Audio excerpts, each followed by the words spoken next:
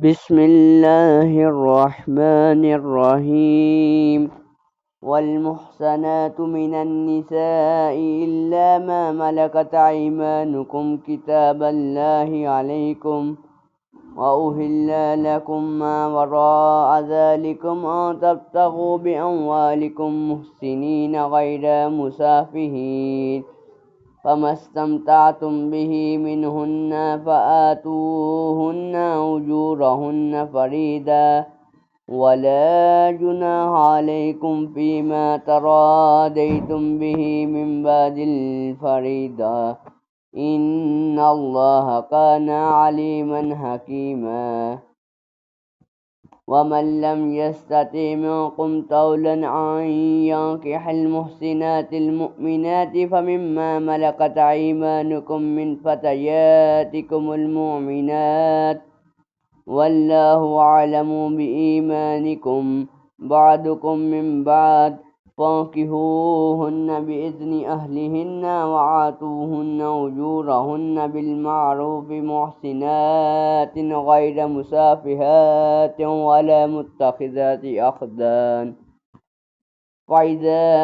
أحسن فإن آتينا بفاحشة فعليهن نصف ما على المحسنات من العذاب ذلك لمن خشي العنة منكم وأن تصبروا خير لكم والله غفور رحيم يريد الله ليبين لكم ويهديكم سنن الذين من قبلكم ويتوب عليكم والله عليم حكيم والله يريد أن يتوب عليكم ويريد الذين يتبعون الشهوات أن تميلوا ميلا عظيما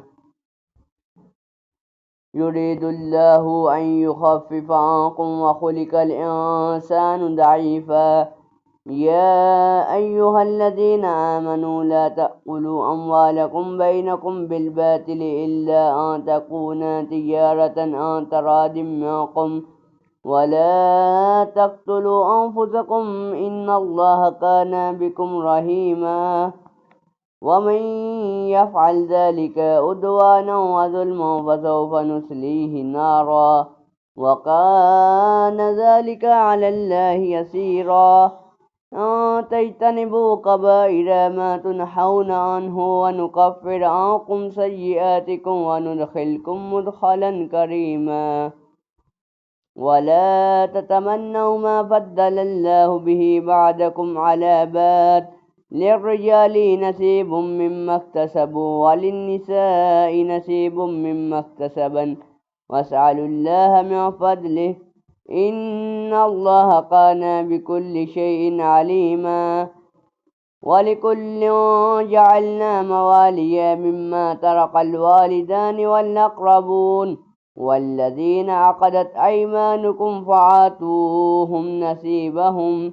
إن الله كان على كل شيء شهيدا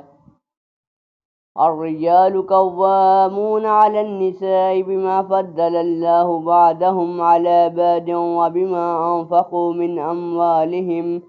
فالصالحات قانتات حافظات للغيب بما حفظ الله واللاتي تخافون نشوزهن فعظوهن واهجروهن في المضاجع واضربوهن فإن أطعنكم فلا تبغوا عليهن سبيلا إن الله كان عليا خبيرا وإن خفتم شقاق بينهما فابعثوا حكما من أهله وحكما من أهلها إن يريد إصلاحا يوفق الله بينهما إن الله كان عليما خبيرا واعبدوا الله ولا تشركوا به شيئا وبالوالدين إحسانا وبذي القربى واليتامى والمساكين والجار ذي القربى والجار الجنب والصاحب بالجنب وابن السبيل والساهب بالجنب وابن السبيل وما ملكت أيمانكم إن الله لا يحب ما كان مختالا فخورا